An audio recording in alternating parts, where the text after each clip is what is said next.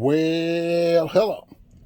If you want information on starting a worm farm, I'm going to show you everything that I use to make my worm journey easier.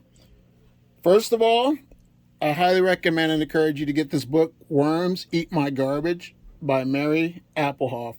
It's easy to read. It has a lot of great information. This book is awesome. So take a look at this before you even think about starting a worm farm. The book Worms Eat My Garbage by Mary Appelhof. I use a 12-page Melmate shredder. It's able to cut cardboard, newspapers, CDs, and credit cards.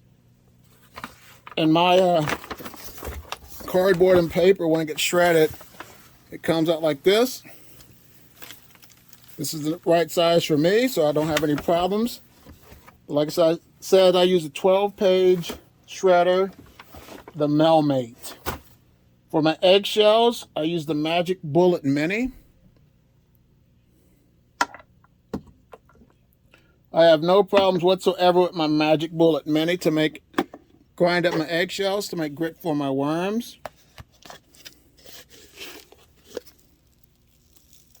Once again, I use I use the Magic Bullet Mini to make grit for my worms out of my eggshells. I use a garden rake. Most of the time I don't use gloves. My hands are all up in my worm farms, rotating the bedding and stuff.